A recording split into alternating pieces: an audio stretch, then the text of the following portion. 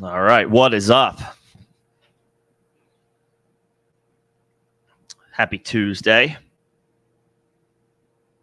Last couple days of the month.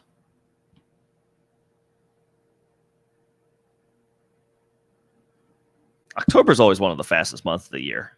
October and June, because June is like that first, I don't know. I think that dates back to like when we were in school, because that's when you're, at least for me, growing up in Pennsylvania, it started in June, and then that and June lasts for like 30 seconds, and then the other one is October because it's like it's fall, it's fun, and then on the sports calendar, like it's nonstop this month, so there's like a lot to consume, so it just flies by. As does the NFL season, typically. We're already at week 9. We're halfway through, man. We're halfway through. So hopefully you've got some good records. Hopefully folks got some wins this weekend, and we're sitting in good shape. Even if you're sitting at a record like 3-5, you're perfectly fine. 2-6 or worse, dire straits. Probably not looking very strong rest of season. But until you're eliminated, you keep trying, right? Until you are mathematically eliminated, you keep doing the best you can to pick up a win each week.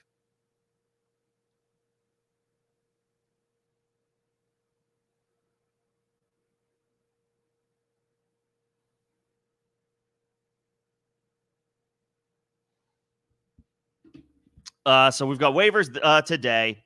A lot to talk about today. A lot happened in the NFL world today. That does have fantasy fallout, of course. So we'll get into all of that. And then, as always, any questions that you guys may have. What's going on, Greg? Good to see you. Hopefully we got some dubs. We'll start with, before I get into waivers, we'll start with a couple of talking points that happened today that all of the talking heads have going on, but have going on their shows, on their platforms, whatever have you. Feels only right that I address it as well.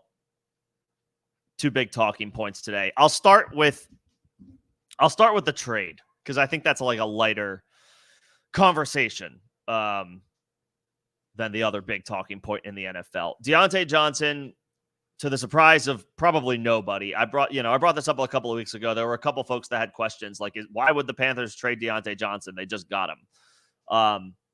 For the exact reason that they're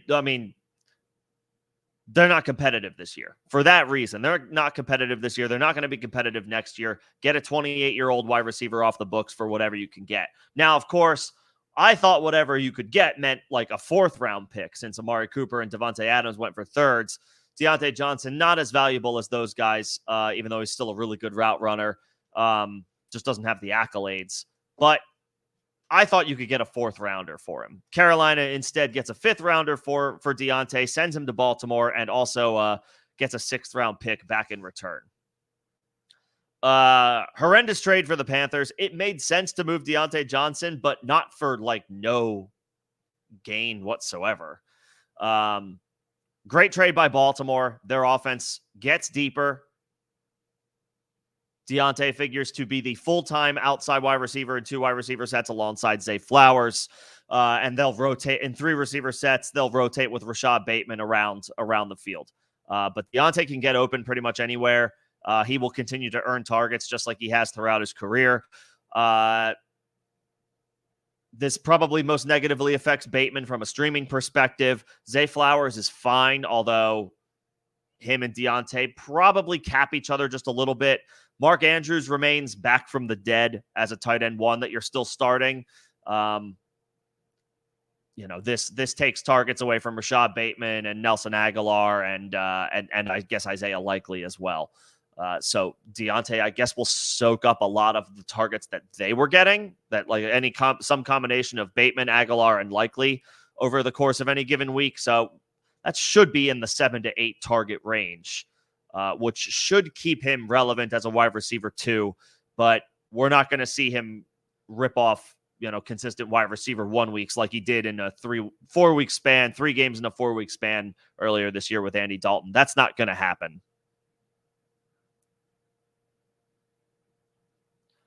But it's not a terrible landing spot. Obviously, Deontay now hooks up with Lamar Jackson, so Lamar's prospects are stronger. He's looking even, the rich get richer. Already an elite high-end fantasy quarterback week over week. Lamar gets an upgrade in the pass catching department to help him even more. So big win for Lamar.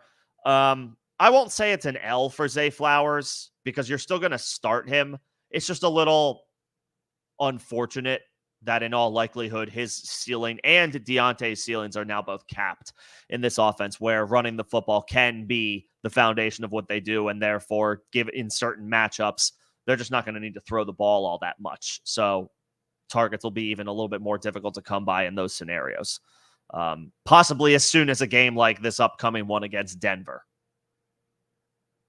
And Mark Andrews, again, after resurrecting his season over the past couple of weeks, is back to being a tight end one, remains a tight end one. Everybody else is every other pass catcher, Bateman, Aguilar, Isaiah Likely, are dart throws from this point forward, matchup-based dart throws that are probably not holds in 10 and 12 team leagues.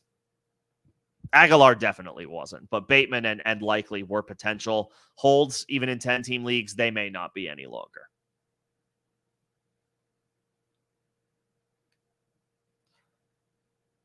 So Deontay, I would think he finishes the season as a top 24 wide receiver for fantasy purposes. The other big item, and this is a doozy. The networks are going crazy on this one today, and rightfully so. It's a big polarizing talking point. The Colts are benching second-year quarterback, last year's 4th overall pick, Anthony Richardson, for Joe Flacco. This presumably means for the rest of the year, although I don't think we've seen the last of Anthony Richardson, just because it's impossible to expect a player to. It's a long season. We still are halfway there. It's a long season. A lot can happen. I wouldn't be surprised if we see Anthony Richardson again at some point. But to the bench he goes, fair or not. Whatever your thoughts may be about the situation, he goes to the bench. Flacco gets inserted. This presumably helps all of the Colts pass catchers. I mean, Josh Downs had a nice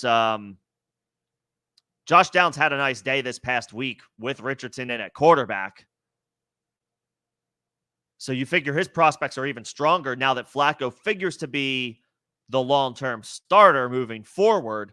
We already know Flacco is on record saying he likes throwing the ball to Josh Downs. And now he is their starter, presumably moving forward. Josh Downs, I mean, looks like he will be the Colts wide receiver 1 for the rest of this season. And with Pittman operating more as their team's wide receiver 2.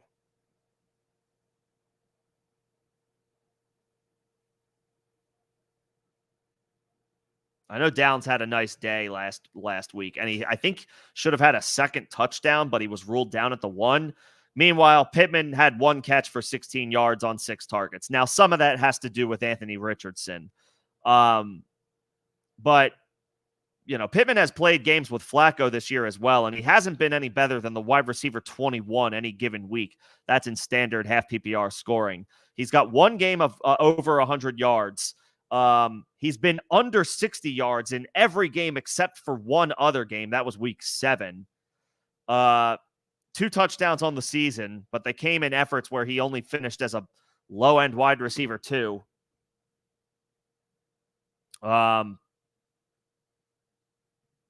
Pittman is disappointing, but he is worth keeping rostered now that Flacco is, I guess, I think we can declare Flacco will be the starter when healthy for the Colts rest of season.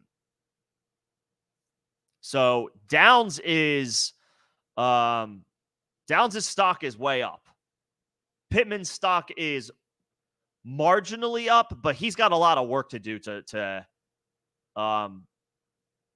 prove that he can be considered for our starting lineups, let alone, rostered at all. I do believe Pittman still needs to be rostered with this news, but he is firmly the Colts wide receiver 2. Josh Downs is the team's wide receiver 1. That might have been the case regardless, but it is, I think, more definitively the case now that Flacco is the starter.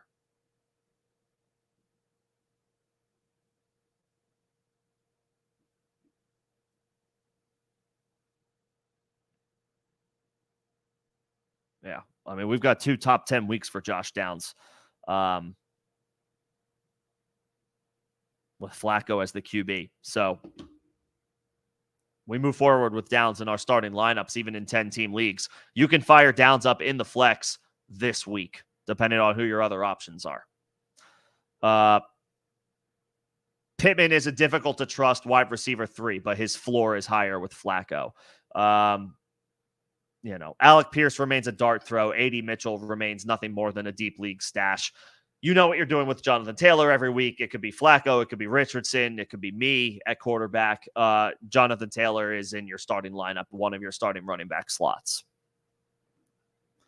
As for Richardson himself,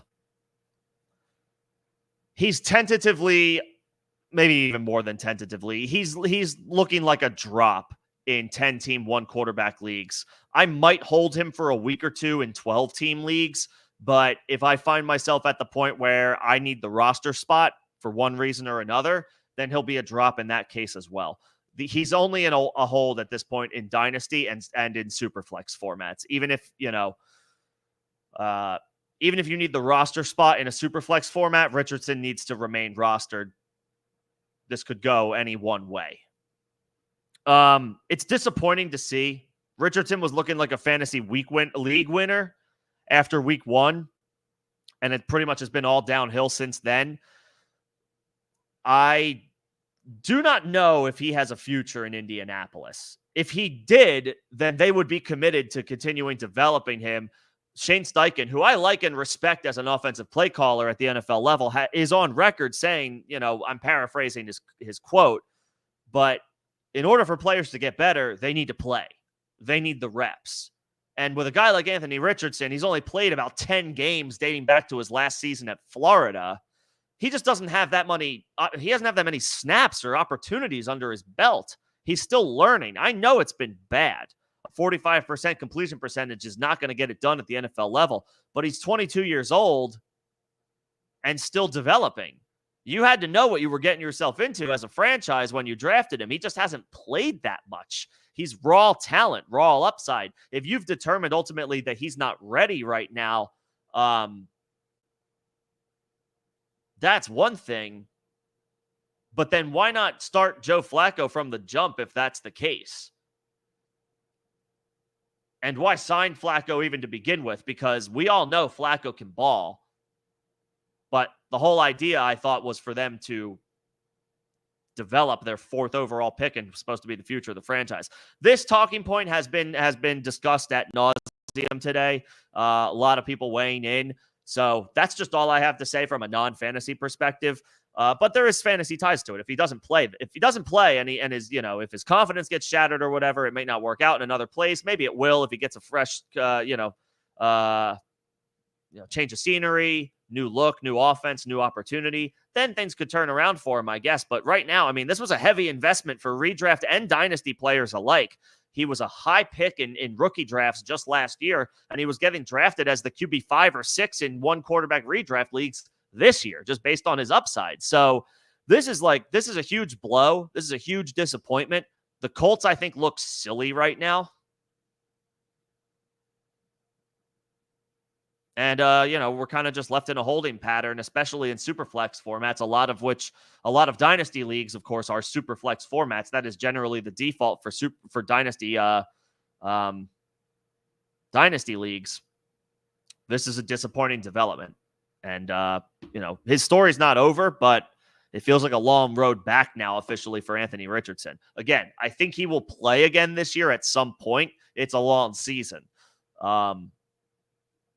But I'd be curious to see if another team swoops in the offseason and tries to pry him away from the Colts. And I got to imagine, given this development, they would be open to it.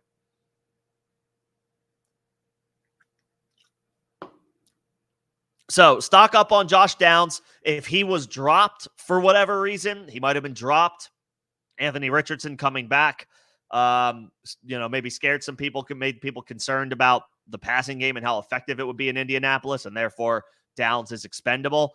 Hopefully that wasn't the case for you, but if he was dropped, I'd put him right near the top of waiver priorities this week. If a Cedric Tillman is still out there, I would probably prefer to have Downs.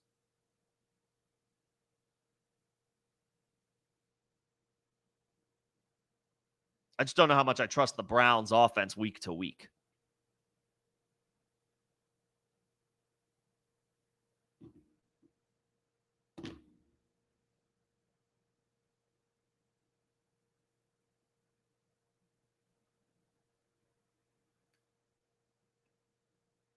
Okay, with that, I can get into general waiver thoughts. What's going on, Derek? Good to see you. Got a couple members in here. As always, for anybody joining who's new, welcome. Or if you've been around the block, you maybe already know by now. Members do get a shout out, by username, and they will get their questions and comments responded to in priority order. Those are just a couple perks of being a member of the channel. So I will get to them, and then I will get to everybody else. So appreciate everybody's patience as I work through questions, but let me get through it I will get to questions. Let me get to like an overarching thought on waivers. This may answer a question or two for you, and then I will get into the questions. For this week, again, I would put Downs right up at number one if he was dropped. If he is still rostered in your league, then it just obviously depends on what you need. If you need a streaming tight end, I've cooled off on Zach Ertz, but if y'all have been with me since the beginning of the season, or at least since week 2 or 3, I've been pounding the table for Zach Ertz as a streamer. If you had Evan Ingram, who missed a lot of time, like weeks 2, 3, and 4, if somebody else was struggling along for you, Kelsey, Andrews were not doing anything in the beginning of the season. Zach Ertz was I think Jake Ferguson missed a game. No, he didn't. Did he miss a game? You get my point. Some other guys went down. Other guys got hurt. Or were not performing well. Dalton Kincaid was another one not really doing anything to begin the season. I was telling everybody, pick up Zach Ertz. I did recommend maybe moving on from him by week 5 or 6, but that was when other guys were presumably getting healthy. Zach Ertz has the number that is second most in the NFL right now for fantasy as far as tight end 1 weeks delivered this year. If you're still hurting at tight end, Zach Ertz is a rest of season play. I'm going to throw that out there if you're still hurting a tight end. If not, if you're looking for wide receivers, it's a good week to be looking for wide receivers. If you're looking for running backs, it's pretty much maybe Jaylen Warren, and that's it. But otherwise, lots of wide receivers. Cedric Tillman right at the top. I didn't see a 2-touchdown performance coming on Sunday. I don't think anybody did, to be fair, but kudos if you picked him up and started him just because of, the thought process. Amari Cooper is gone. Baltimore has been had through the air all season long. They get waxed again by Jameis Winston and the Cleveland Browns. Cedric Tillman, 2 passing touchdowns. I believe Njoku got a touchdown as well. So Baltimore remains a secondary to target through the air. If you have pass catchers, receivers, tight ends going up against Baltimore, start them. Start them. Even if it's a lackluster situation, start them.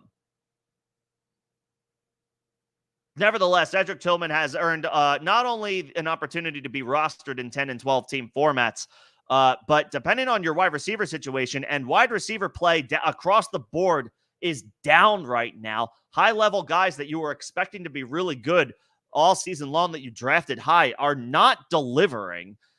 Cedric Tillman is in leagues that start 3 receivers, or 12 or 14 team leagues, like larger leagues. Tillman is on the radar to start. So he's number one, I would say, if Josh Downs is not available. Cedric Tillman is the number one waiver claim. And if Zach Ertz is either not available, or if you don't need a tight end, Cedric Tillman is your guy this week. If he's rostered, a lot of people picked him up after waivers passed last week. So he may already be rostered in a good amount of leagues, but I don't think it's many. I think that number is relatively low.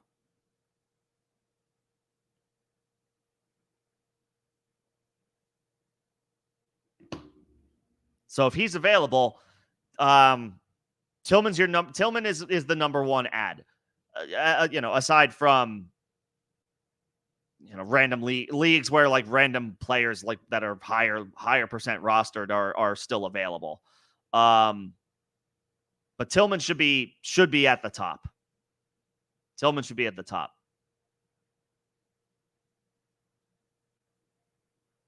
If you need running backs, again, check and see if Jaylen Warren is available. I think he is in about 2/3 of leagues.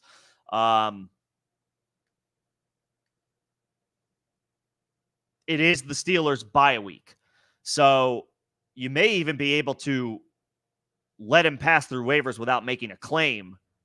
And, if you're somebody who can commit to waking up super early after waivers clear, and you could use some running back depth, even though he's on bye this week, Jaylen Warren would be that guy.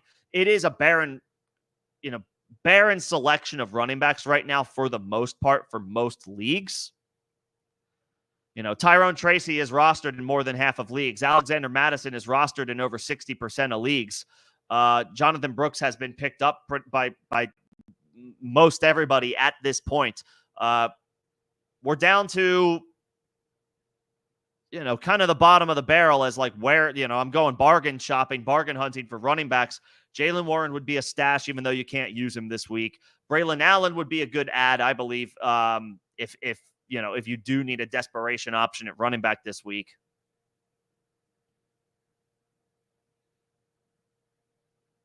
After the Jets fired Robert Saleh, they gave Breece Hall a bell cow workload, and then they followed it up with giving Braylon Allen 12 carries. 12 touches, excuse me. Against the Patriots, he had 12 opportunities. He didn't do much with it, only 32 yards, but he got into the end zone. So Braylon Allen would be like the dart throw. He's been, unless you're the Breece Hall owner, he's been dropped, I think, in a lot of standalone situations. I think he's rostered in just under 40% of leagues. So he's pretty widely available if you need a guy this week. But an overarching, like, long view running back that you could stash and hope for would be Jaylen Warren. He's available in over half of most leagues.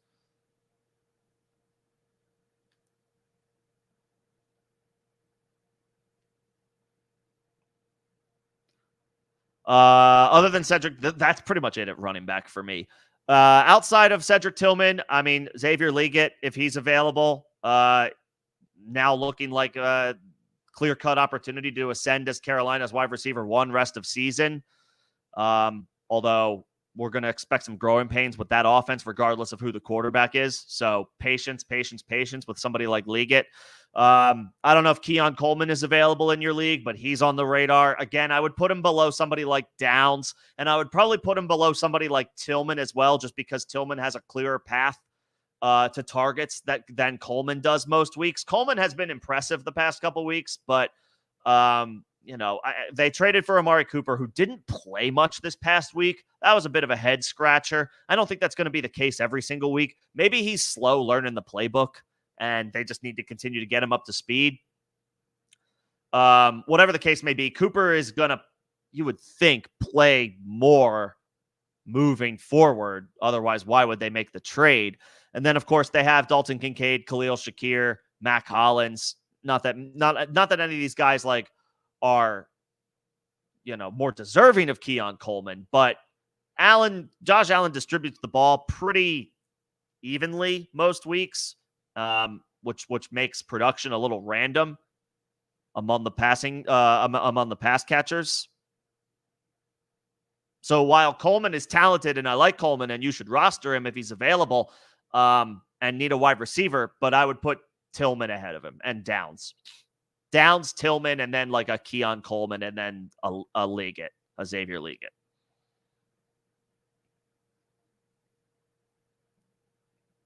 Again, at tight end, old man Ertz, if he's available. He's been a tight end 1 in 7 weeks played this year, I believe. 7 out of 8 games.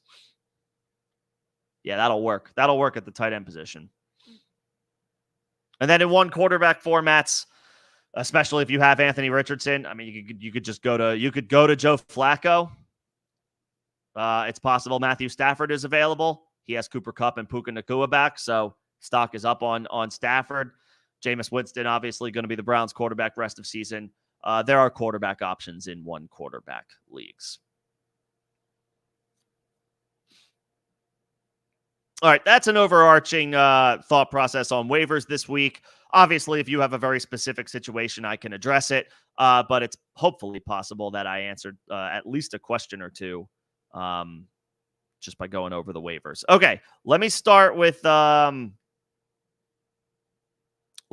member questions, and then I will get to everybody else, but appreciate everybody's patience as I work through this.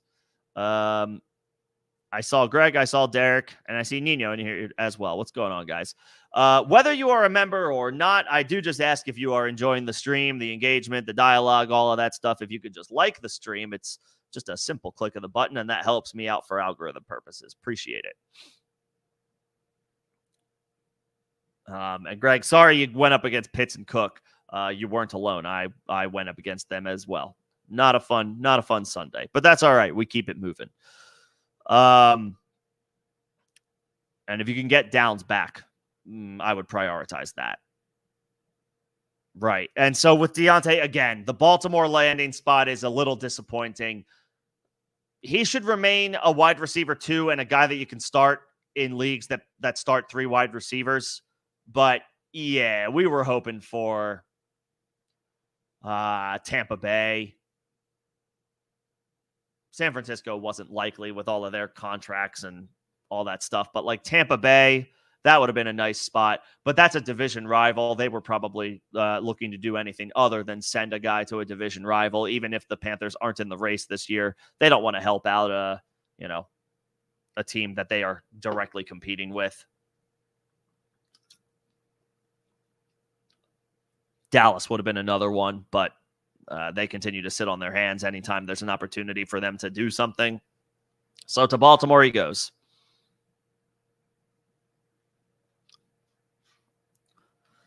Okay, Greg, a defense question for waivers. I don't want to play the Saints because they stink. They're just not a good defense. I don't know who Washington plays. I forget who Washington has this week. I forget the matchups off the top of my head. I can pull it up.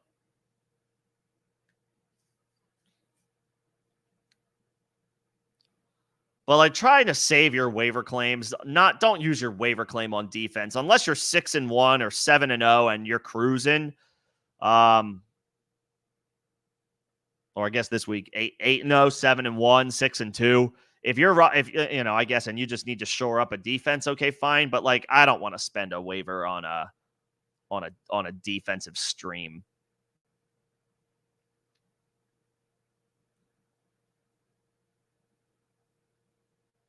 Chicago plays the Cardinals, so not them, not the Saints, because they just aren't good. You could try New England, I guess, against Tennessee. Tennessee's offense outside of Calvin Ridley, their offense is very beatable.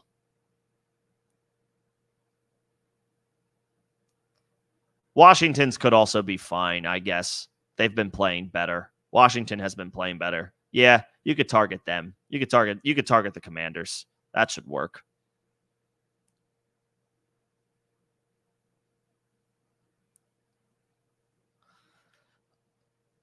Let's see. You can pick up Tillman. I'd rather not drop Pittman until I see a game or two of him with Flacco, just because we invested a high draft pick in Pittman, and now it's possible that his floor is back. I want to wait a week or two, I think, before I drop Pittman. But if this week is really bad, we can drop him. Or if this week is pedestrian and the week after is also very pedestrian, if he has a really bad week this week with Flacco, or a couple of average games over the course of a couple games with Flacco, then I'm okay dropping him. But I'm not quite ready to drop Pittman yet, even though Tillman is enticing. Tillman's enticing, but I don't know that I'm necessarily ready to drop Pittman yet.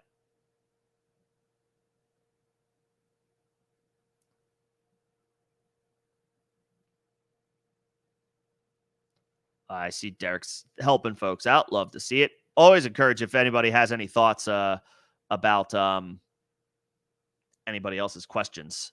Feel free to tune in. And real quick before I forget, or I did forget, apologies. I'm going to gloss over start-sit questions this week. We don't have to set a lineup until Thursday at the earliest, and we just don't have enough information.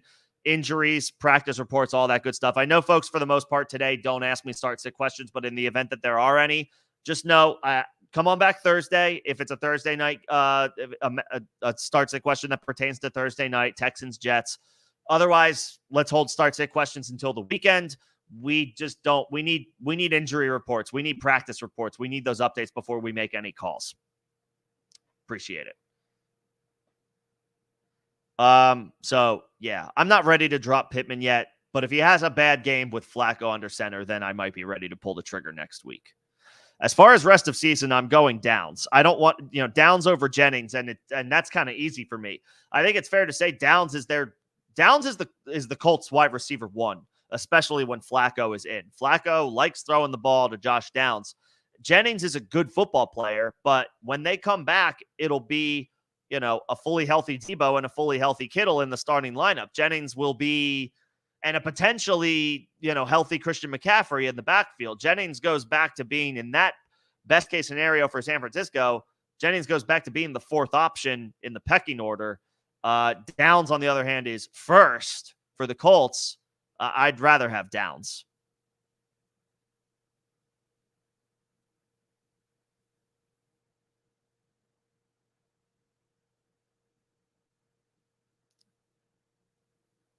I would rather have Downs. And yeah, just covered it, Greg. If you missed it, just rewind back, and then we'll see you when you get caught up. Let's see. We have there's a trade in the works, Nino.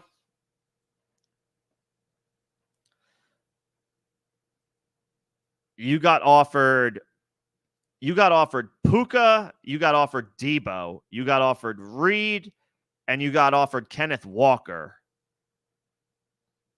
for Devontae, Jamar Chase, and Kamara. So you get 4 for 3. You move on from Devontae. You move on from Chase. You move on from Kamara. So it's a top 3 running back in exchange for a top 3 running back or top 5 running back. Kamara, I would still rank ahead of Kenneth Walker, but Walker has been, for the most part, excellent this year. You trade Adams and Chase. You pick up Puka, Debo, Jaden Reed. Puka is back healthy. Debo's on his bye week this week, but is presumably and picked up yet another injury. He was reportedly healthy from the pneumonia, but then he picks up a rib injury on Sunday Night Football. So Debo's inconsistent season continues. Although he would have had a monster performance. He had a long touchdown called back due to penalty. Still, though, that doesn't, almosts don't help us. They're fun to talk about, but they don't help us at the end of the day. And he picked up another injury. Jaden Reed I like a lot, but did nothing. Or he didn't do nothing, but he didn't do much against Jacksonville. Of course, Jordan Love got hurt and was out for a bit of that game.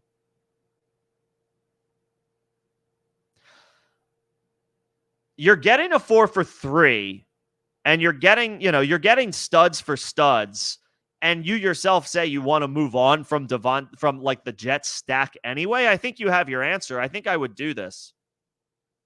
Debo is frustrating with the injuries, but we know how dynamic he is when he's good. And for the most part, he has suited up for games this year.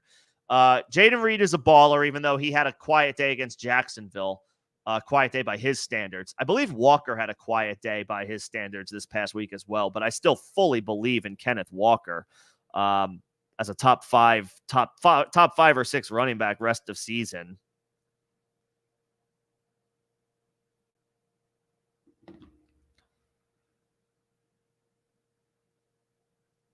Puka's back healthy. Yeah, I would do this.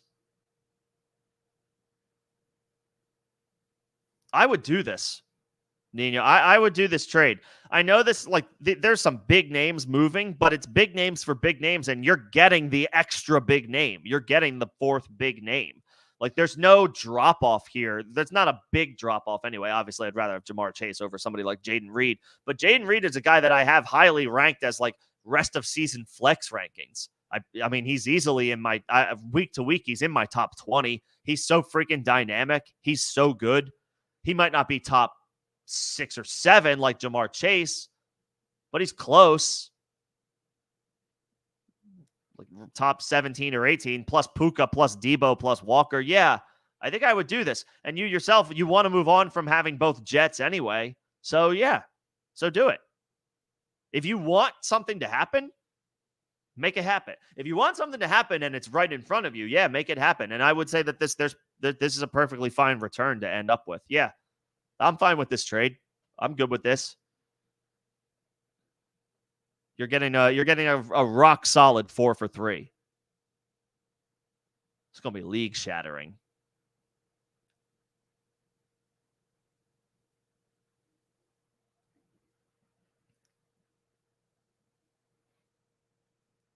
You're gonna have all your league mates talking all night about this one.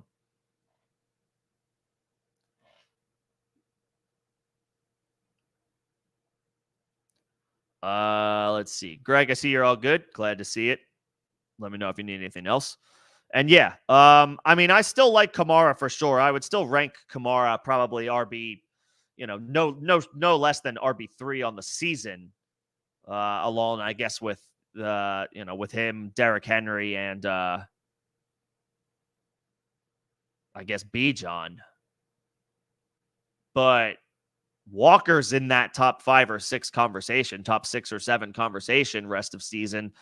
Yeah, I think that's and he's younger. He's had some injury issues, but like the pass catching has gone way up for Walker this year. Yeah, I would say he's a good investment. Okay, I think I got all of the member questions. I'll keep an eye out to see if there are any others, so I can move back up to the top. Appreciate everybody's patience as I work through the member questions. Okay. Tillman, Pittman, or Coleman off waivers, all are available. My head says Pittman. My heart says Cedric Tillman because wide open opportunity. His team's new wide receiver 1 potentially, but also I don't want to get too caught up in the fact that like he caught 2 touchdowns this past week, and that's a difficult stat to replicate or duplicate any time, any given week. It doesn't matter.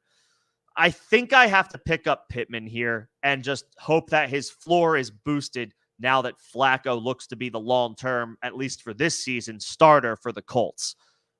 If it was just Tillman or Coleman, I would say Tillman. Or if it was Tillman, Pittman, or Coleman, but Anthony Richardson was still the Colts starter, I might say Tillman. But because Flacco's in there, I'm willing to give Pittman another like 1 or 2 weeks to see if he can kind of salvage this season where we had so many high hopes and he's been so disappointing.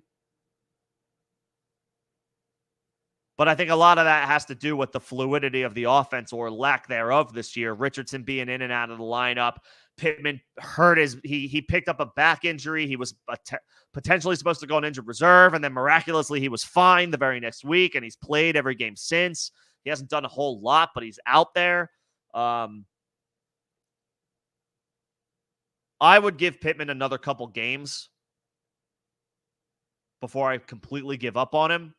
If he duds out this week, then I think we can call it quits on Michael Pittman. But I want to see if his floor gets raised now that it's kind of like it appears like the Colts aren't going to do any more back and forth. They're committing just moving forward to Flacco as their starting quarterback. Let's see if like some form of consistency or anticipated consistency with the offense helps Pittman out.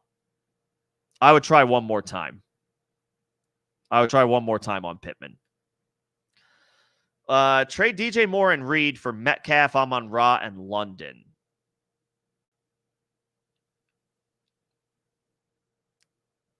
Yes. Yes. You're getting a 3 for 2, and the 3 includes. I mean, I want the Amon-Ra side. That's a little lopsided, I'll be honest, if in my opinion. If you can pull that off and get the 3 for 2 and get and Amon-Ra's in the 3 for 2, who is the best player in the trade, yes. Excuse me. Yes, I mean, that's a crazy trade. That other whoever you are trading with clearly has a lot of faith in DJ Moore and Jaden Reed to give up Amon-Ra and London and Metcalf.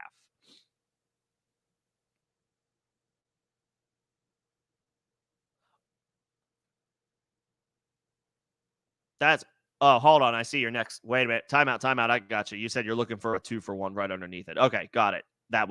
I missed that little tidbit.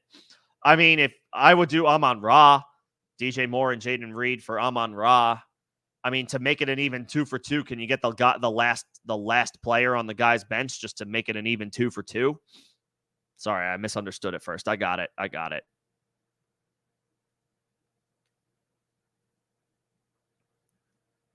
I mean, if you can get Amon-Ra, I would take Amon-Ra.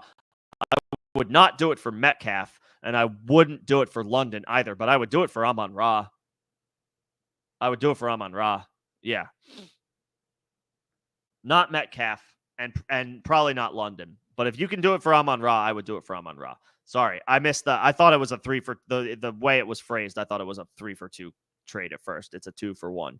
Yeah, I would. If you can get Amon-Ra for Moore and Reed, I would do that. But not for the other two guys.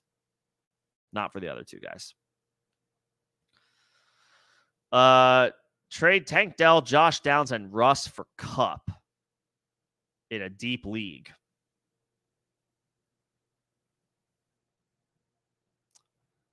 That is a lot.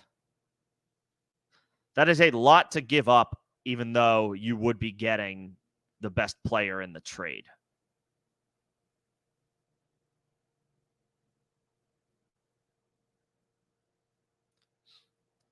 I would rather trade like Russ and one of those wide receivers for, I don't know, a depth running back. Like, I don't know, and Alexander Madison comes to mind. I would rather keep one of those wide receivers and target maybe a running back instead, because Kupp is amazing, but you have good wide receiver depth, and it looks like you could potentially use some running back depth. I don't know. Is there somebody like the guy? Like, I don't know. Alexander Madison's the first name that came to mind. Is the person in your league who has Madison, do they need a quarterback? Because you have 3 and you don't need 3. It's a 16-team league, so this is a situation in a 1-quarterback league where I'm okay with rostering 2 quarterbacks, but you can absolutely trade one of those 3 guys, any one of them, to be honest. Maybe not Dak, since you have the Lamb stack. But if you can trade Russ and either Dell or Downs for, say, like some more running back help, I'd be a little bit more interested in that.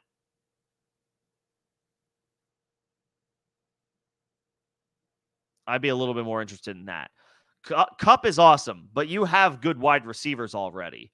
I would try to use some of that wide receiver depth to acquire another running back, not another wide receiver.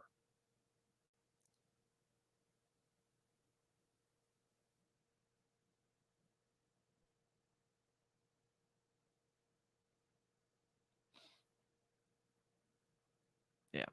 Like Downs and Russ for Madison, or Dell and Russ for Madison. Get another running back in there. That's what I would want.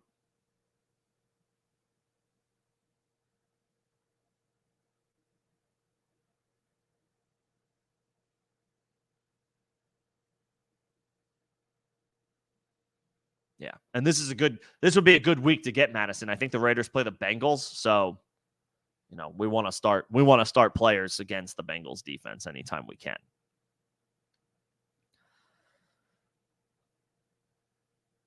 Hey, what's going on? So this is just a start sit question this week? Okay, so we got us. Rico missed this past Sunday night. Moss wasn't good.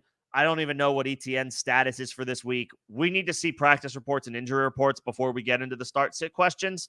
And none of these guys are the Thursday night game, Texans Jets. So I would say let's table this for at least a few days. We got to see injury reports. We got to see practice reports. I don't want to make start sit calls prematurely. And then it's like my call, like, I say a guy's name and then he misses Wednesday and Thursday's practice. And then all of a sudden it's like, well, that wasn't good.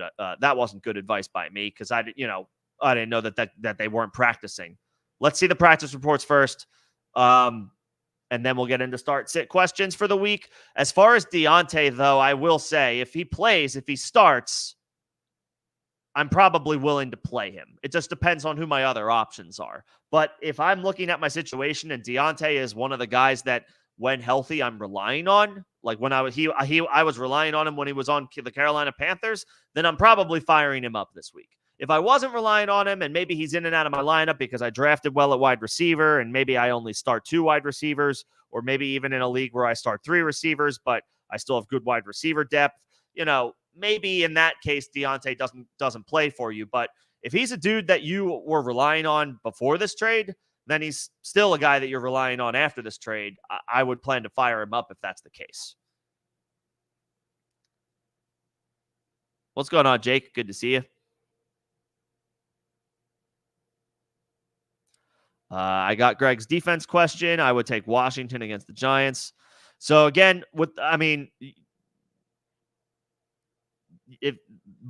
I'll just say, so I can't pick a start sit for this again. We don't have to set a lineup just yet. We don't have enough information. We don't have any information for this week as far as practice reports and injury updates. I can tell you if these are your choices that you have to pick from, then my answer to you is you need to go to your commissioner and expand your rosters because you should be able to play more than one of these guys. That is for everybody in your league, that is a waste of talent on the bench if Kupp's in your lineup, but Puka and Breece Hall are on your bench, unless it's like multiple flexes. Yeah, my answer to this question is at the end of the season, expand your rosters. And if your commissioner doesn't want to expand the rosters, find a league that does have, that does allow you to start your good players. That's too many options for one. That's too many elite options for one starting spot. Pick up Stafford or Nix. I mean, I'll say Stafford. He's the proven guy here. Nix is playing well, but he is still a rookie. Stafford is a vet. Just got his top 2 weapons back in Kupp and Puka. Favorable matchups coming up on the schedule. I would say Stafford. Now, is this a you're picking up a QB2 behind a QB1? Because in one quarterback leagues, if you need a quarterback, if you had Anthony Richardson or somebody's on bye this week or somebody's hurt this week, then I would say Stafford. If you have a starting quarterback already who's playing this week, then my answer is neither of them because I just don't like rostering 2 quarterbacks in one quarterback leagues. Just not a fan. If you need a guy this week, Stafford. If you have a dude who's already starting this week, then spend that waiver claim on something else, a running back or a wide receiver. So, depending on what you may need.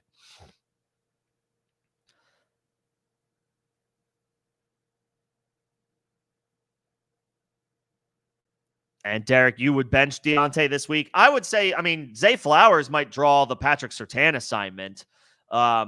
I'm just following up to this because it was a response to another question. Let's see what the vibes are for Deontay. Again, similar to practice reports and injury reports and all that stuff. Let's see what the vibes are with Deontay. The Ravens, what if there's a world where there's just like, we're not going to play him this week? I wouldn't think that's the case, but what if they come out and say that? Let's get a temperature check on his practice report status as we move through the week. See what the vibes are, right? Maybe beat reporters are saying, maybe they're all saying good things. Maybe Ravens players are saying good things about Deontay. Maybe Deontay is saying stuff like, I'm comfortable. I already feel good. Let's go. I'm ready to start this week, or I'm ready to play this week. We'll see how things play out. I'm tentatively okay with turning to him though.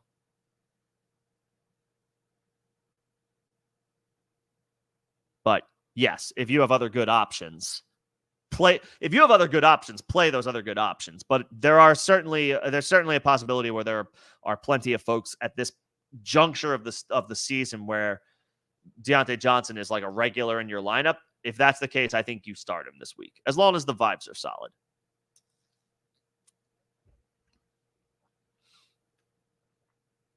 So again, with Tillman versus Pittman, I'm tentatively saying Pittman because maybe I'm a stickler or a sucker for guys that were drafted high in the draft.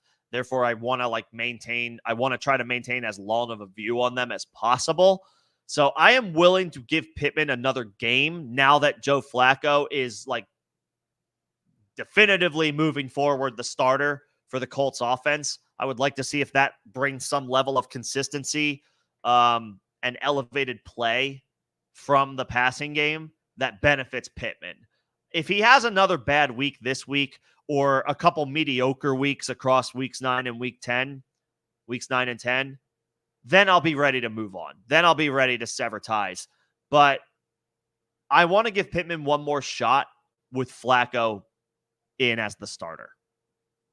So I'll say Pittman, although Tillman is the guy that I would prefer to have if Pittman is not available. But if he is available, he's the guy I'm inclined to give one more shot to. And it's possible if you go Pittman, you don't even have to put a waiver claim in or spend a whole lot of FOB on him if you do use FOB. You might be able to let him pass through waivers because people's opinions on him have soured.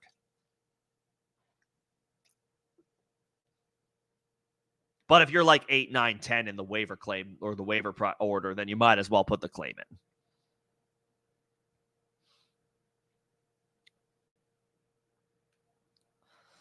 Drop Pearsall and or McMillan for Downs. I would drop Pearsall. I don't want to drop Pearsall, but they're on their bye this week, so he can't help you. Downs looks like the Colts wide receiver 1. He has wide receiver 1 upside. I'm not saying it's going to happen, but he has the upside of a wide receiver 1 play, especially with Joe Flacco in as the starter. Oh, Ridley's available too? I guess it has to be Ridley. Ridley should not be on waivers. Even after, and I say that, it's easy for me to say that now after such a strong performance that he had last week, but I would have said the same thing last week. Ridley's been disappointing for the most part this year, but he needs to be on a roster. Yeah, it goes Ridley and then Downs. And then I would in the order of these names, I would say Ridley, Downs, McMillan, Liggett, Pearsall. And Ridley and Downs, I would put 1 and 2 probably for the rest of the season.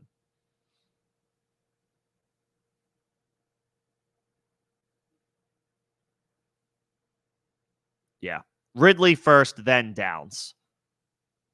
But either one would be a good add. And I would drop Pearsall to make it happen.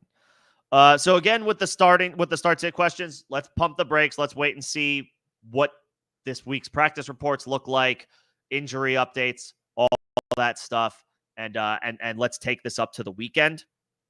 If you can't join any weekend streams or anything I do for start sit, just table the question and leave it as a comment on a stream or a video, whatever have you, and I can get to it then. But we got to go through practice reports. That being said, somebody like Joe Mixon is not coming out of your lineup. I got Greg's questions. I got Nino's questions. What is this? JMO is all. What is JMO almost arrested? What is this? What have we gotten ourselves into now? I hope that this is like I'm not saying it's fake news, but I'm hoping that it is.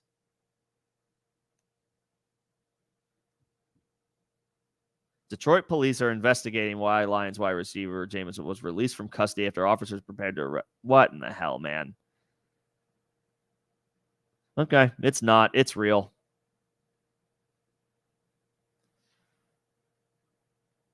Ugh, God damn it. He has. Okay. All right. Jameson Williams continues to not be able to get out of his own way. Come on, man. Please get it together. Let's see. Singletary, Keenan Allen. To get Tillman, I don't love the idea of dropping a running back, but I would not drop Singletary. I know that looks like Tyrone Tracy's job right now, but he did enter concussion protocol. So his odds to play this week aren't very good right now, which would leave Singletary as the single back for the Giants outside of maybe like Eric Gray. Singletary will be on the flex radar this weekend if Tyrone Tracy can't play. And generally speaking, players miss a week due to concussion. So I would keep Singletary. I would keep Keenan Allen. Yeah, I would keep all of these guys. I would keep Pittman as well. I know Tillman feels like the better hold than somebody like Michael Pittman right now. Maybe I'm a stickler for just like believing in guys that were. I know our fantasy drafts were 2 months ago at this point, but Michael Pittman was a 3rd or 4th round draft pick in redraft leagues this year. I don't want to completely just give up on him. His season has not gone as expected. He's been a big disappointment. However, consider the situation and the circumstances. There could be a little bit more consistency and continuity coming to the offense now that Joe Flacco is looking like the rest of season starter for the Indianapolis Colts. I'm willing to give Pittman another week or two. If it's another bad week this week or a mediocre week this week and a mediocre week in week 10, then I'll give up, wave the white flag on Michael Pittman, and we'll try again with him in 2025. I want to give him one more week. I want to give him one more week with Flacco in there as the quarterback. And on the road against Minnesota, they'll be throwing.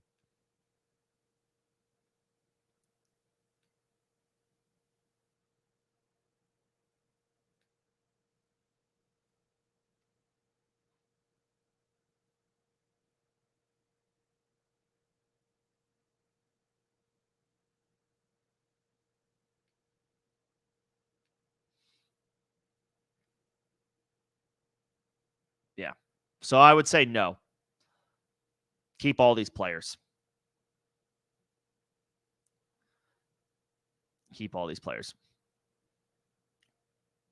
All right. I see there's a few more questions, so I will get to them, but I got to jump out of order because I see Greg's got another question. Again, members will get priority responses to questions and comments, but I see everybody else's questions, and I will get to them. Appreciate y'all's patience. Tillman or Jennings rest of season? Tillman. Again, Jennings is interesting, and he's a good football player, but he's behind Debo. He's behind George Kittle. And if Christian McCaffrey is coming back healthy, which by all accounts, it's looking like it could happen, we could be getting, Christian McCaffrey, full go by week 11 or week 12. Now Jawan Jennings is 4th in the pecking order, whereas Tillman should be 1st or 2nd for the Browns rest of season.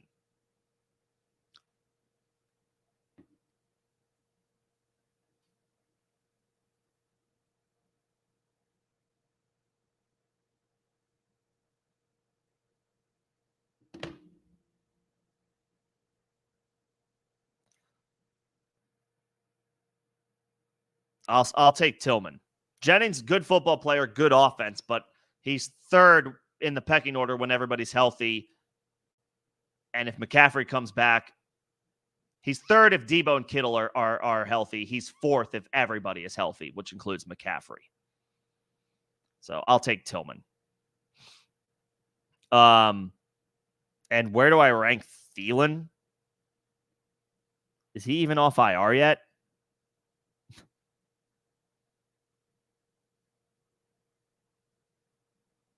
Not yet ready to return.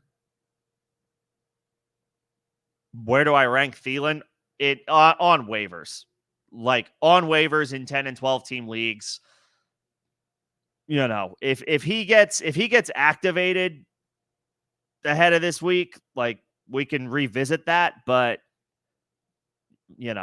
he's outside the top 50 wide receivers. Yeah, I don't have him on the redraft radar right now. And honestly, his time as far as dynasty value is dwindling as well. He's 34 years old. He could resurrect himself a little bit if he goes to a good team. But if he goes to a good team, there's a chance that he's like third or fourth in the pecking order at this point in his career. Outside the top 50 right now on Thielen, just in general. Yeah, not. He's not a guy that's on the radar. Not yet. He's missed too much time. And, there's 2 weeks left before their bye week. Nah, I'm not. I don't want to mess around with Adam Thielen. Not right now. Not at this point. All right. I have my spot. Do you try to trade Flowers with the Deontay Johnson news? I mean, you can try.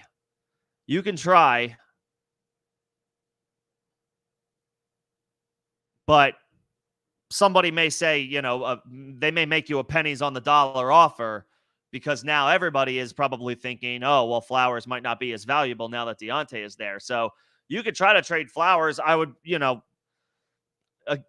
who are your other wide receivers? Or are you thin at wide receiver and therefore you might need to keep Zay Flowers? Like, are you strong at wide receiver and could you use some running back help? Then sure, you could try to trade Zay Flowers. You may not get the best possible offer for him now because everybody else is expressing similar concern about what Flowers' future looks like, whether for the rest of the season, fair or not. But you may try to get people that are looking for a discounted offer immediately right away. If Flowers has a good week this week, you might be able to ask, if you can wait a little while. Obviously, you're playing with some fire. Flowers has to go out and perform. But if he goes out and does his thing and has a good game even after Deontay's acquisition, then you might be able to go back to we're asking for what we were asking for prior to the Deontay trade. So it depends on how risky you want to play it and how many wide receivers do you have? How many viable wide receivers do you have for your team?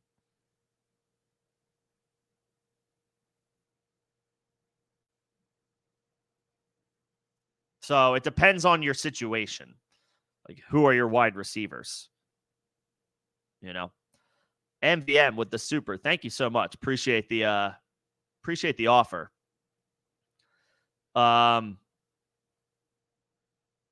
Do you trade Tracy and Kelsey for Debo?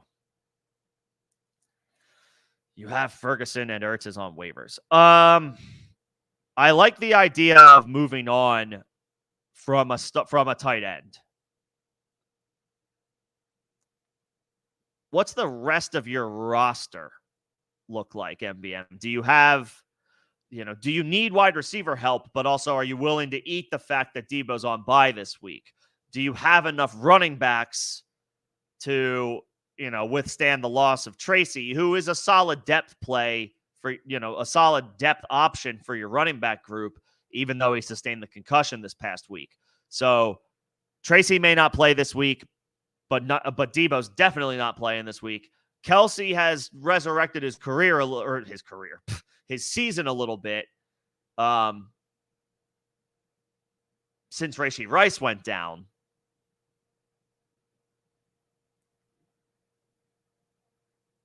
But I do like moving off of a tight end if you have more than one option at your disposal. I just don't like rostering two tight ends. Not a fan. So I am in favor of trading a tight end. Of course, Kelsey had, the best game of his season last week.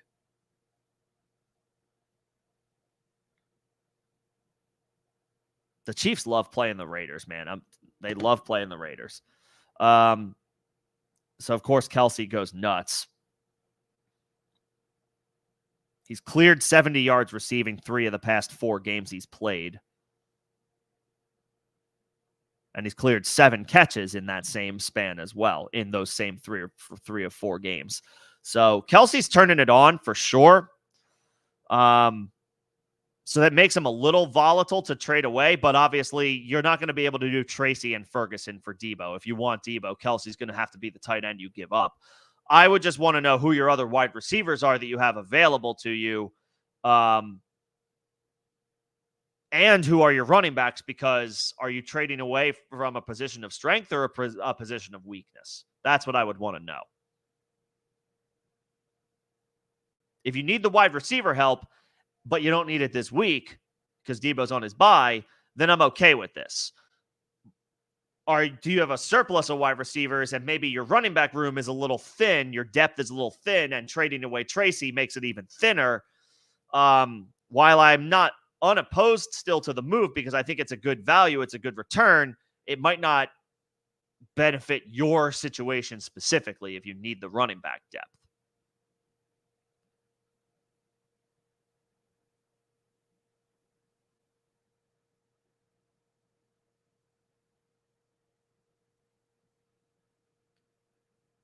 So just depends on the rest of your roster.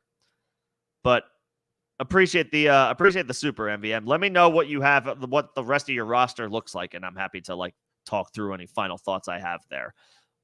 Tentatively, I'm interested though because Debo he keeps picking up freaking injuries, but maybe the bye week will get him right for the rest of the season. And if yes, he has wide receiver 1 upside rest of season, and so that's where the most value is in this trade.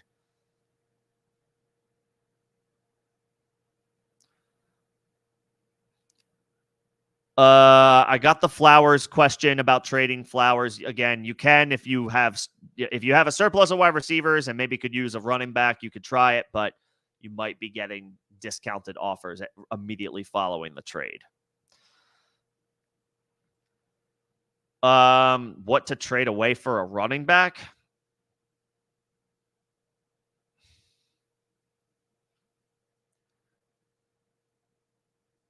How many receivers do you start? If you only start 2, then I would try to. I mean, you're not going to be able to trade Olave right now, not until Derek Carr is close to coming back. But I would wait on some positive news on Derek Carr's return. And if you want a guy, you might be able to sell Olave on name recognition and the hope that Derek Carr's return would seemingly provide for Olave, given that Rashid Shaheed is out for the season. Olave isn't a must move for me. You don't have to you don't absolutely have to move off of him, but he would, I think, would be the guy that can draw, a solid running back return for you once we get the news that Derek Carr is coming back.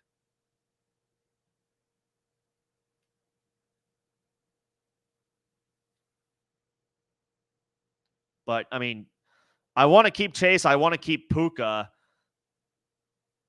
Everybody else here is expendable. Lad McConkey, you could probably try to sell high on, although he's an intriguing hold as a wire. To me, Lad McConkey makes Chris Olave expendable for you in particular. And so I would definitely be on board with trying to acquire I'll say it again, like an Alexander Madison, which I know sounds boring and uninspiring, but you're probably not going to get that great of an offer for somebody like Olave given the season he's had thus far. Meanwhile, Madison is kind of a boring name, but that's maybe how you end up with him. He got the Chiefs. He got a matchup with the Chiefs out of the way, so it's good to get one of those tougher matchups out of the way, but he remains the dude for the Raiders in the backfield. He got 2/3 of the snaps once again. He didn't do a ton, but he still got 19 opportunities, and that's against one of the best run defenses in the NFL. The schedule softens up for him in the second half of the season. Somebody like a Madison, you might be able to get that done for Olave right now, and that might feel like a low return.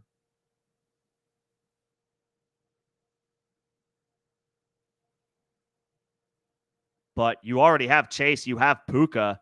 McConkey is emerging. Somebody like Olave is expendable. You're not going to get anything right now for guys like Pittman or Hopkins or Cooper or Keenan Allen. They haven't done anything recently.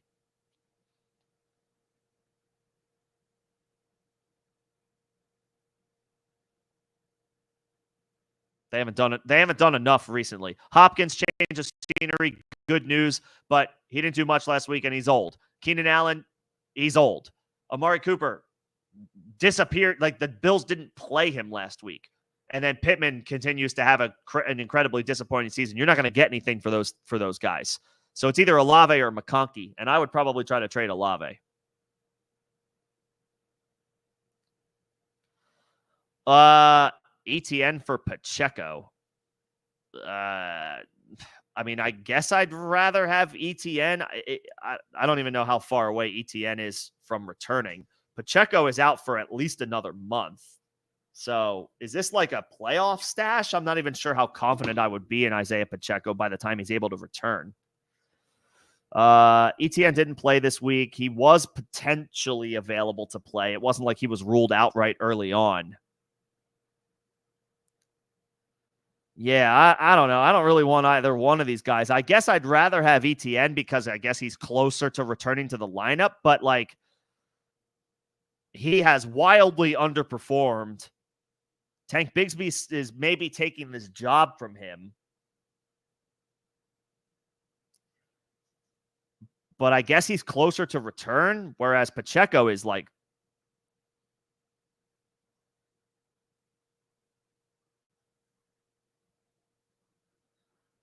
at least a month away. At least another month away. Yeah, I mean, I guess I'll take ETN, but I don't really want either one of these guys. Thank you, MVM, for the additional super. That was very kind of you. Appreciate it. So to make this move, you have Achane, you have Kyron, you have Taylor. Okay, you're really set at wide receiver or at running back. Nico, Dobbs, Worthy. Okay, and you could use a wide receiver because Nico is still out. Dobbs has been solid. Worthy's been solid, but they're not slate busters. They're not weekly studs that that are guaranteed to perform. McMillan's interesting, but still just a rookie. I'm okay with the Tracy and Kelsey for Debo trade. Is there any way that you can maybe get like a back, like a end of bench? Does the person that your league mate MVM that you are making this trade with, do they have a full roster, or would they need to drop somebody to make this move legal? If it's the latter, if they have to drop somebody to pick up your two pieces and send one back, they might as well trade you the piece that they're going to drop. I would at least get that piece, that end of bench stash, and then you can decide if you want to drop that player or not, whoever it is.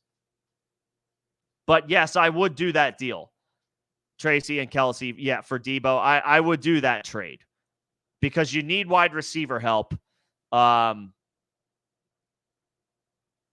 need wide receiver help, and you have a surplus of really good options at running back. This is an example of where I'm okay with trading away a running back without getting a running back in return. Although I would be curious to know if you can make it an even 2-for-2 and just have your trade partner throw in the last player on their bench if they would have to drop somebody anyway to make the trade happen.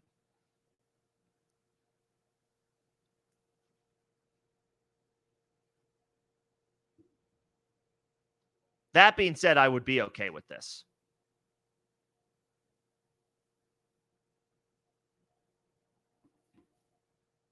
I would be okay with given your running back surplus, I would be okay with this trade.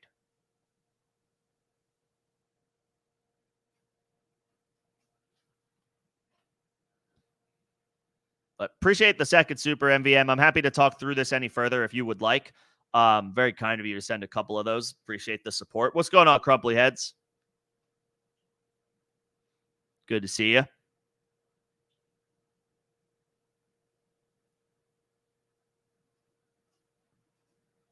I can't remember what I recommended at the very last second for you, Crumply Heads, but I hope it worked out last week.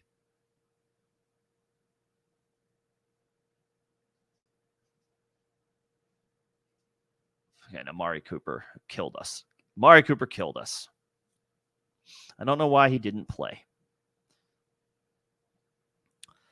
And MVM, I see you got a couple of other questions here, so happy to take these. I would prioritize of this group Josh Downs. Downs is like a number one priority for me this week if he was dropped and is now available over Cedric Tillman, who I know should command a wide receiver one target share rest of season for the Browns, but Downs should command that from the Colts. Flacco likes throwing him the ball.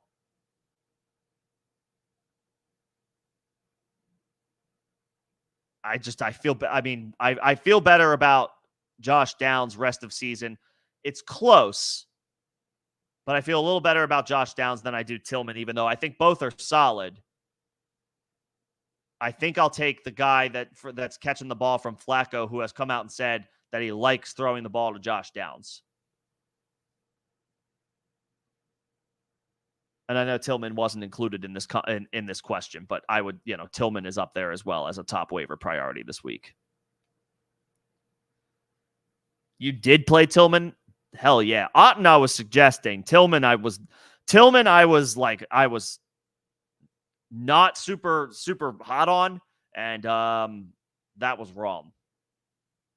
He went nuts. Start freaking any pass catcher you have against the Baltimore Ravens. The Cleveland Browns confirmed that this past week. If you have pass catchers going up against Baltimore, play them. Get them into your lineup. But just to finish off this question, I'll say Downs and then Liggett and then Jennings. Again, Jennings, good football player, but will compete with Debo and Kittle, and when he returns, McCaffrey for opportunities, and that puts him fourth most weeks. So give me Downs and then Liggett.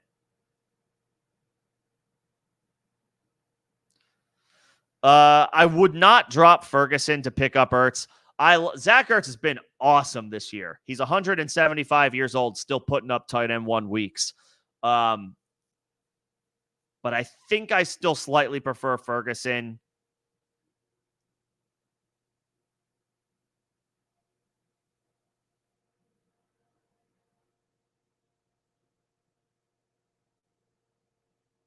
He's been kind of disappointing, but 8 targets this past game against San Francisco. It just didn't materialize. But he's out there for 70% of the snaps. He's commanding 7-8 targets most weeks.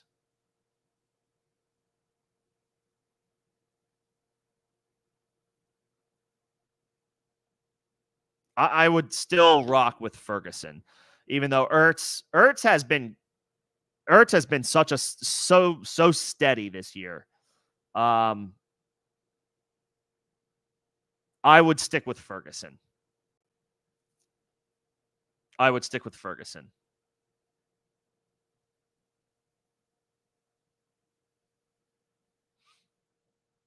Unless you can trade Ferguson for more, for another depth running back or depth wide receiver and pick up Ertz, I would just stick with Ferguson. Xavier Hutchinson. Yeah, I mean, Hutchinson is a trendy name right now for good reason. Diggs out for the season. Nico Collins still working his way back. It's just, I don't know. He ran behind John Mechie this past week. What is Mechie's and I know Xavier's a rookie, so he's still finding his way. Let's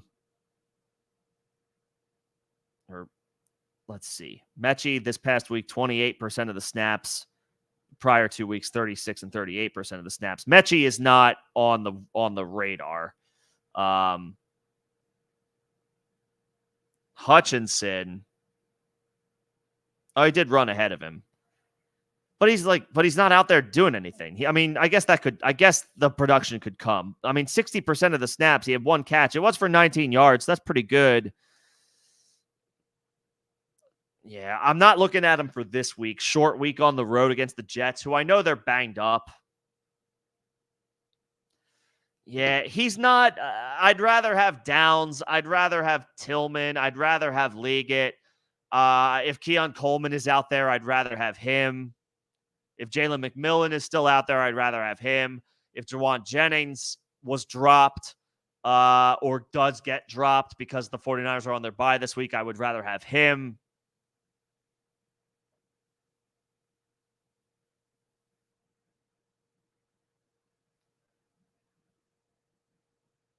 Yeah.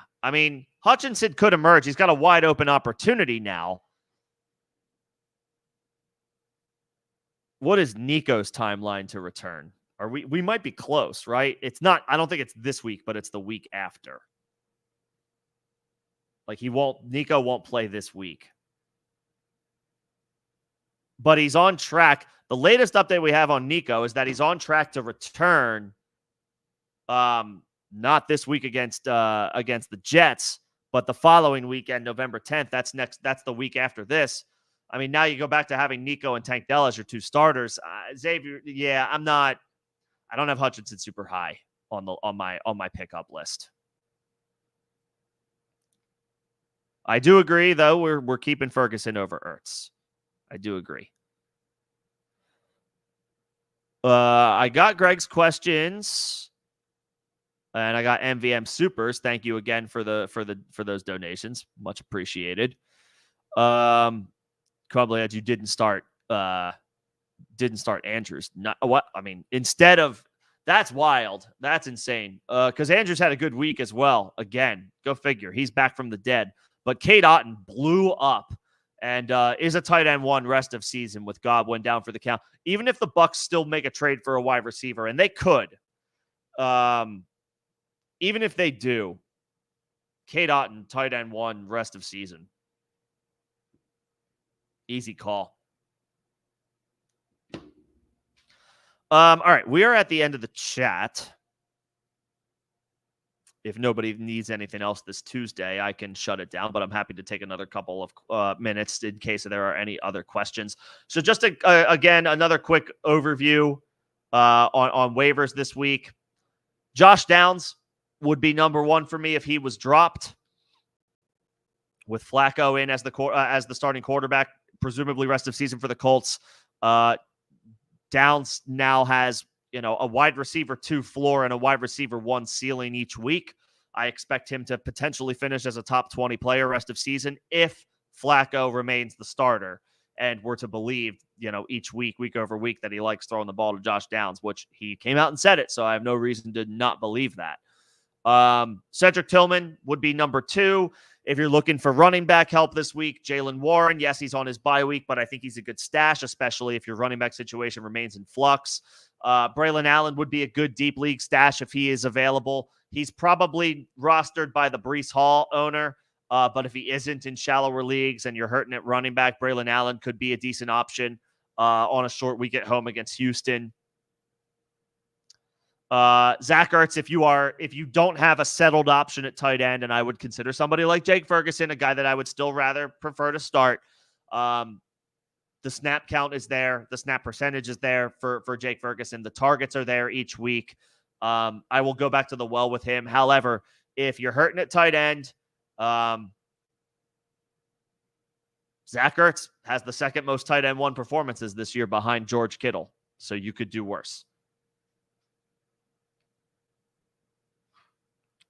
And at quarterback in 1 quarterback leagues, Matthew Stafford would be number 1 with the return of Cooper Kupp and Puka Nacua. Jameis Winston and Bo Nix are decent, deeper options at the quarterback position. Outside of guys like Josh Downs and Cedric Tillman at wide receiver, again, Keon Coleman, if he's available, would be 3rd for me there. If not, Xavier Legette, with the departure of Deontay Johnson out of Carolina, Legette assumes a full-time role now rest of season, regardless of what happens to Adam Thielen, whether he returns from his injury or not, or whether he gets traded or not. So I would put him 3rd or 4th, depending on the available names there. After that, it's kind of like dart throws. Parker Washington, Ricky Pearsall, if he's still available. Xavier Hutchinson, John Mechie, take your pick of depth Houston receivers, but I don't think they're really viable long-term because Nico Collins is expected back not this week, but the following week.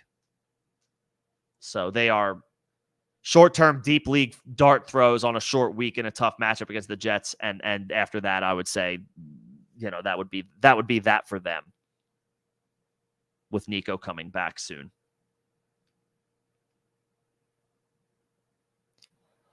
Okay, I think that might be it for tonight if nobody needs or has anything else.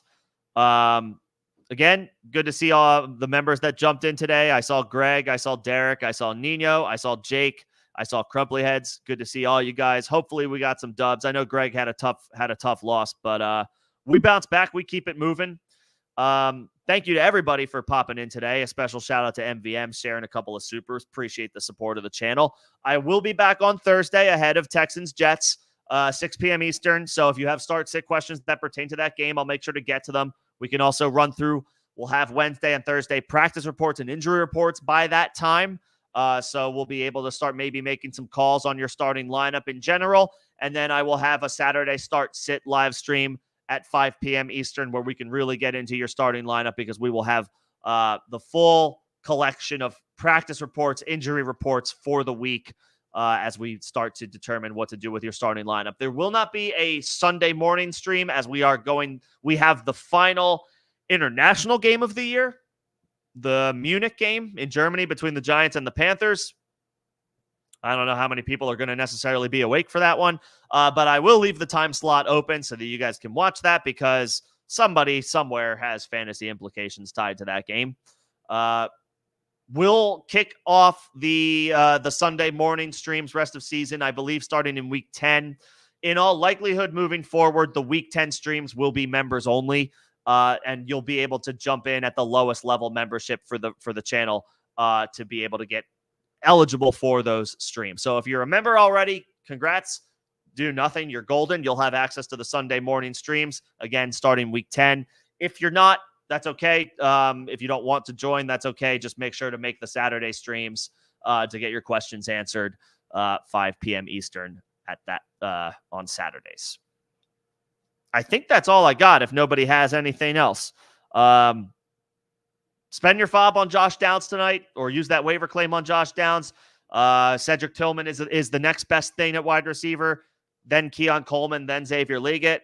Jalen Warren at running back, Braylon Allen, if in a deep league, if you're desperate in a deep league as a dart throw, and he does have some potential streaming appeal this week on a short week.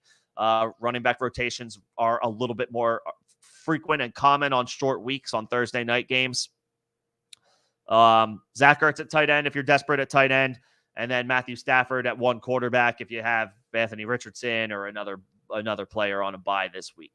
I know the 49ers are on bye. What are the other week 9 buys? Pittsburgh. That's it. Okay. Just Pittsburgh, just San Francisco. So if you have Russ, if you have Brock Purdy, or if you have Anthony Richardson or some combination of the three, Matthew Stafford is a perfectly fine plug and play. And then followed, I guess, by Jameis Winston and Bo Nix. I think that's all I got. If you need anything else, you can leave if you miss me tonight, you can leave a question in the form of a comment on this stream. You can also join the Discord if you're not in there and have Discord and would like to join. Second link in the description of the live stream, and all the videos and streams on the channel will get you an evergreen invite to the Discord. But that'll do it for me this evening. Everybody enjoy your Tuesday, however you're choosing to spend it. And I will see you guys on Thursday, 6 p.m. Eastern, ahead of Texans Jets. Thanks, everybody. Have a good evening.